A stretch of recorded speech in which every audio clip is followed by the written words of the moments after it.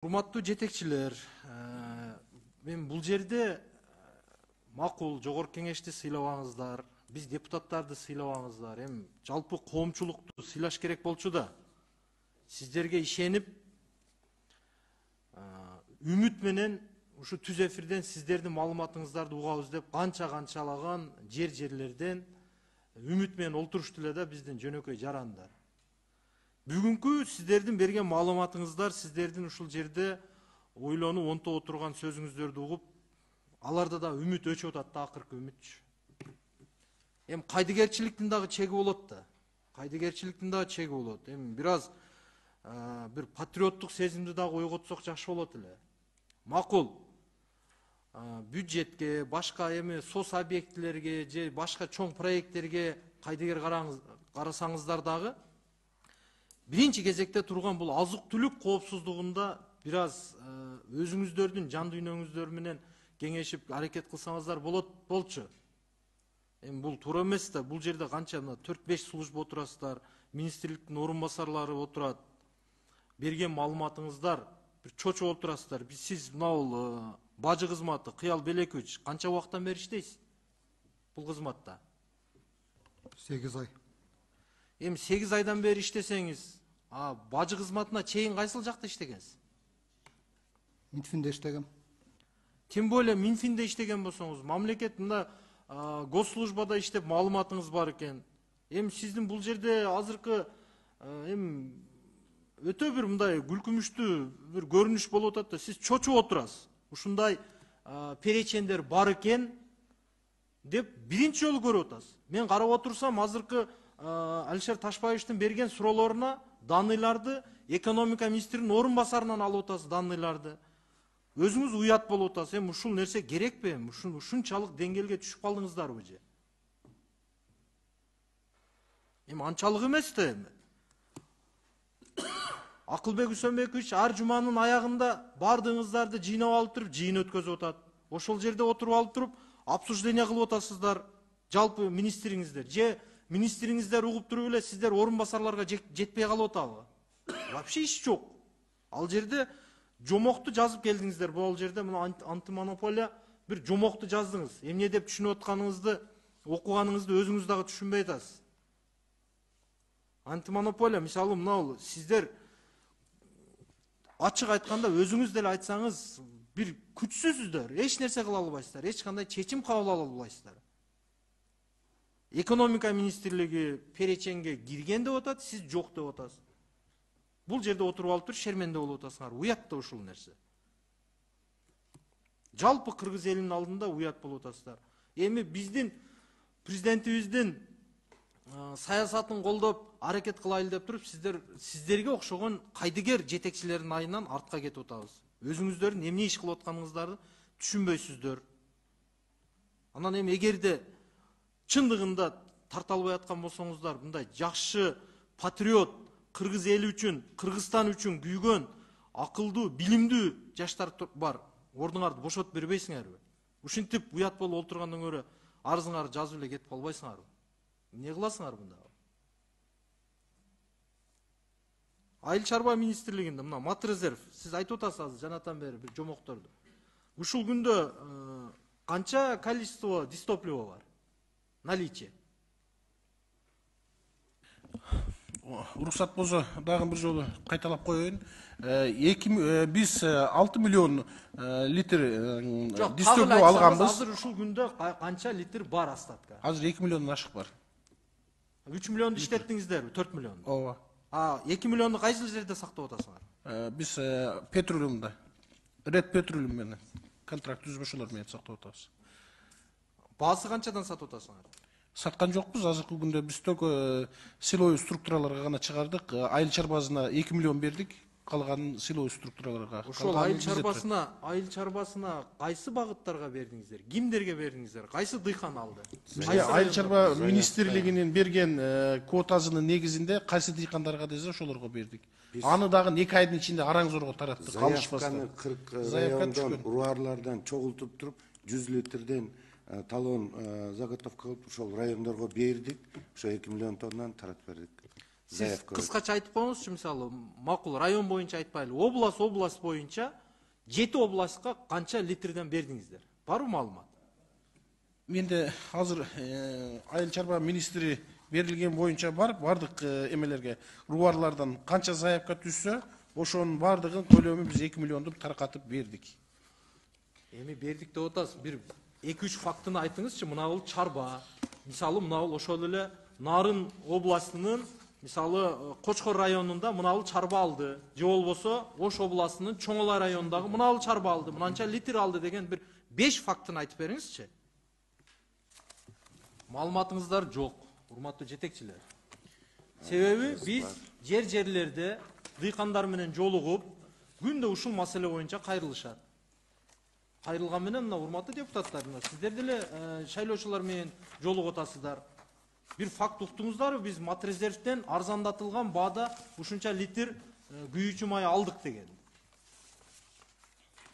Андай нерсе жок. Антип элди алдабаңыздар.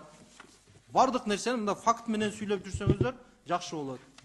Элементарно мына 5 чарбаны боптур 100 литрден деп атасыз. 500 литрди сатканды айтып атап бериңиздерчи анда. Жалпы Талас областындагы бээнден Карабалтадан келип алып кетишти. Чүй Карабалтадан алып кетишти. Нарын областынын дыйкандары жалпы Баасы канчадан алды? 61 сомдон алышты. Дистопливону. Дистопливону. Göl менен Нарын областы балыкчыдан, Ош областы Карасудан алышты. Карасудан кайсы базадан алышты? Карасу районунан. Ирет петролдун заправкаларынан алып атышты. Талонду фонд Матрезервден алышты. 100 ар бир 100 литрден талон менен.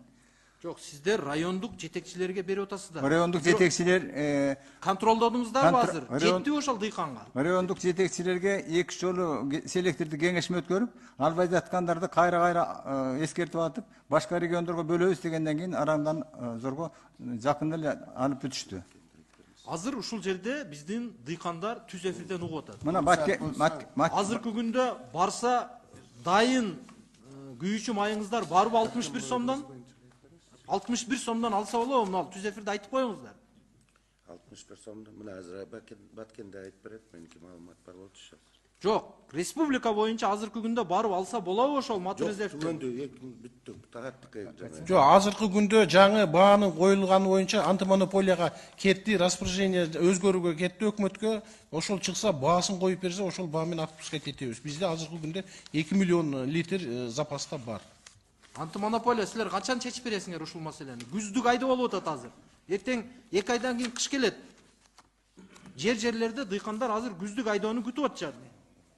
Күйүүчү майга муктаж бардыгы. Канча күндө чечип бересиздер сиздер?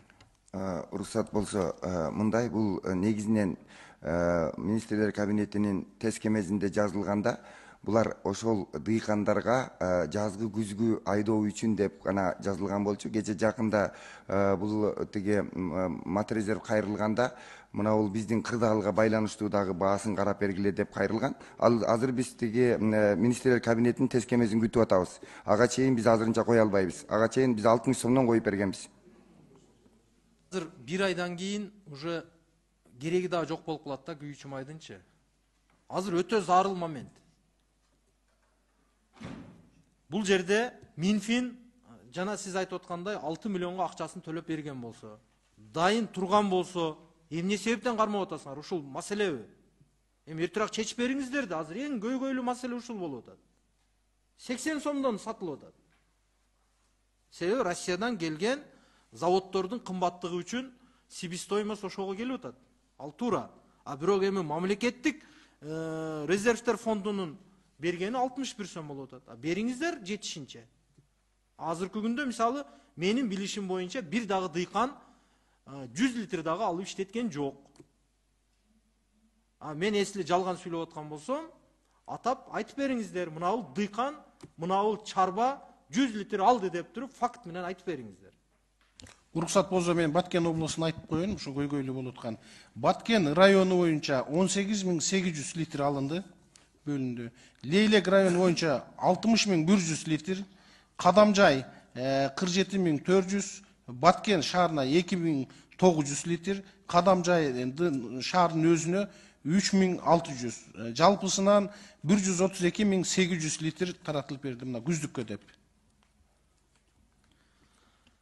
Бир областка 130 канча дедиңиз? 132 800. 132 миң болсо. Макул. 7 областка мисалы ошонун айланасында болсо 1 миллион куб, 1 миллион тонна бөлүп атасыңар. А калган 1 миллион тонна каякта? Жер айылына карата бөлүндү да. Талас областында өзүнчө, Чүй областында өзүнчө, ар бир областтын жер айылына карата бөлүнүп, бүт дыйкандар бул 1 июндан баштап бере баштаган. Жакында ушу мына сентябрь айында акыркаларын алып бүтүштү.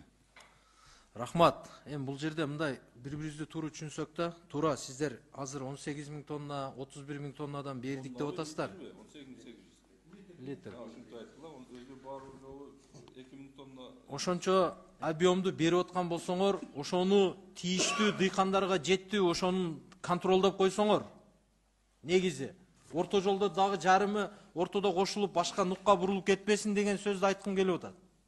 Урматтуу жетекчилер, ошону туура мамлекет тарабынан сиздер берип атасыздар. Ал жаңарга ыраазычылык. Бирок ошо берген нерсе максаттуу, багыттуу жерге жеттиби?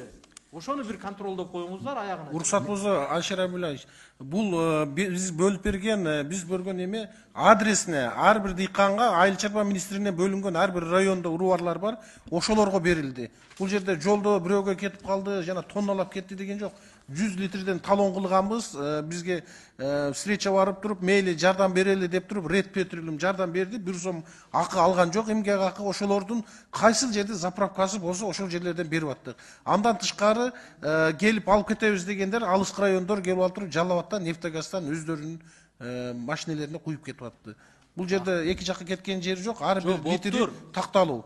Жок, түшүндүк. Ошону бир 5-6 дыйканды атап койгулачы.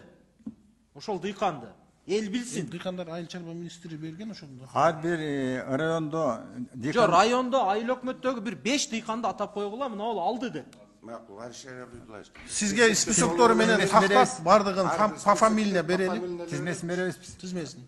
Эң оңойшултоңор анан кийин беребиз деген сөз да эми. Данный болуш керек да ошончо бергенден кийин силерде.